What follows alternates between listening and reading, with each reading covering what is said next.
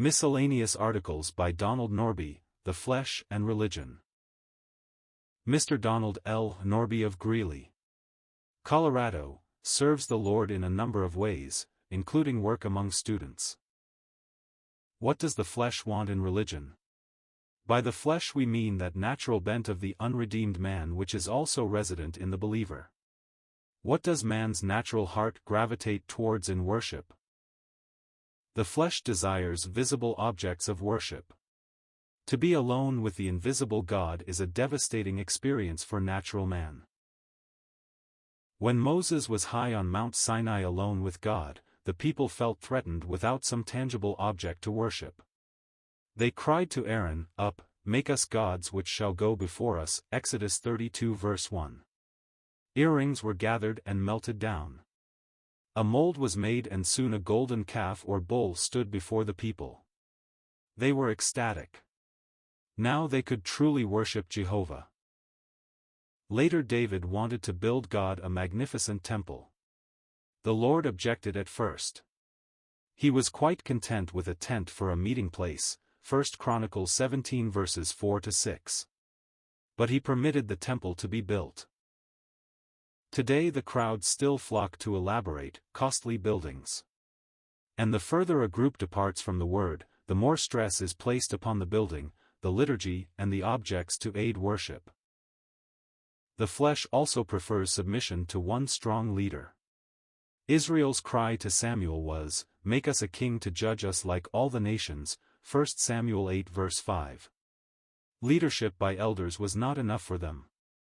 God warned them of the cost involved and then gave them their desire. The first-century churches were led by elders.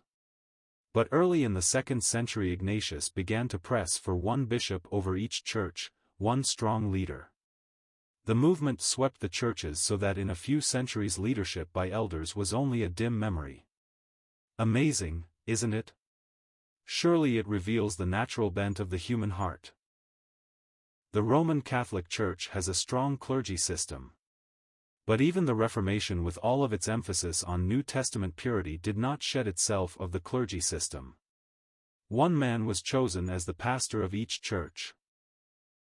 Today large congregations gather around the charismatic personalities of powerful preachers.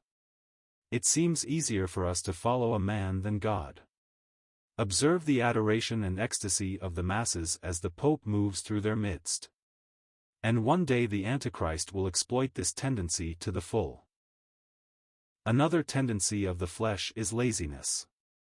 Man prefers a professional caste to do his religion for him. He prefers to be free to live his own life and to attend religious functions at his convenience. And he will pay such to carry on his religious services. The flesh, too, is seen in the Church's constant tendency to conform to the world's ethics and standards. It is much easier to drift with the current than to struggle against it. Churches are drifting today. Scriptural teaching on the woman's role is being rejected. Evangelical seminaries are training women to become pastors and church leaders. The differences in the roles of the man and woman are quite blurred in many quarters today. Divorce is common with little outcry against the destruction of the family. Church leaders now divorce and remarry with no rebuke. Abortion also is increasingly accepted. But the cry of Scripture is to be holy and not to conform to the world, Romans 12 verses 1 and 2. The church is called to be different, to be a prophetic voice for God, to shine as lights in the world, Philippians 2 verse 15. She is called to be obedient to the Lord and to His word, to proclaim by her conduct that Jesus Christ is Lord. And she is called to put flesh to death rather than to be swayed by it, Colossians 3 verse 5, and to keep herself unspotted from the world, James 1 verse 27.